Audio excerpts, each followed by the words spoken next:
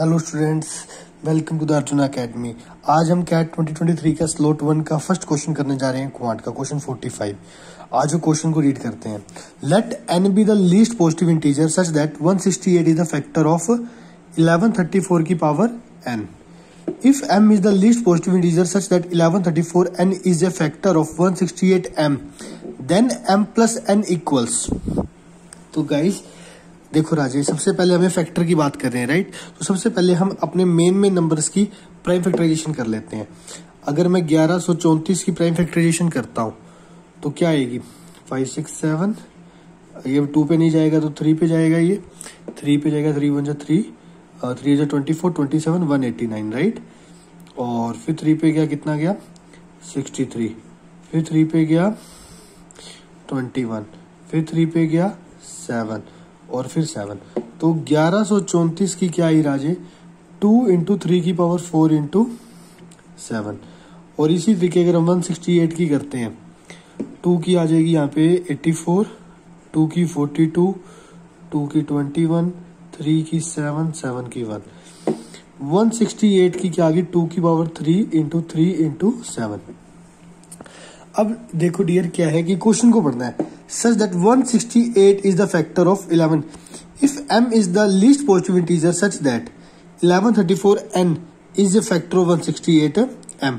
और हमें m और n की वैल्यू हमें बतानी है।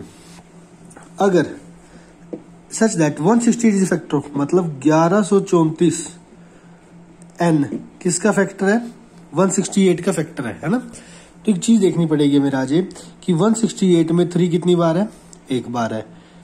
2 कितनी बार है, 3 बार है। अगर 1134 को 168 का फैक्टर बनना है, यहाँ पे 2 कितनी बार है, ओनली 1 टाइम है। इसमें 2 कितनी बार है, 3 टाइम है। अगर इसका फैक्टर होगा तो इसमें 2 कितना होना चाहिए, कम से कम 3 टाइम्स होना चाहिए, तभी इसका फैक्टर बनेगा, राइट। तो यहाँ पे n की वैल्यू, मिनिमम वैल्यू क्या आ जाएगी अपने पास 3। n की मिनिमम वैल्यू क्या आ जाएगी 3। सिमिलरली इसको ऐसे करेंगे। अब इसमें क्या करें, 1139 इज फैक्टर ऑफ 168 m। अब वो कह रहा है 168 की पावर m किसका फैक्टर होना चाहिए 1134 n का। 168 के फैक्टर्स क्या हैं, 2 की क्यूब, 3 इंटू 7 की पावर क्या है m। अगर यहाँ पे मान लेते हैं अगर 1134 दिया होता, क्या दिया होता 1134, तो हमें पता है यहाँ पे 3 की पावर क्या है 4, 3 की पावर क्या है 4, और यहाँ पे 3 कितने हैं 1, तो यहाँ पे m की वैल्यू क्या आती 4। पर यहाँ पे हमें 1134 के ऊपर क्या दे रखा है n। जब n की वैल्यू अपने पास 3 है तो m में भी 3 का मल्टीपल होगा, तो 4 इंटू 3 कितना आ जाएगा, m की वैल्यू कितनी आ जाएगी 12। अब उसने पूछा कि m plus n equals to m plus n। m plus n क्या हो जाएगा 12 प्लस 3 कितना आ जाएगा 15।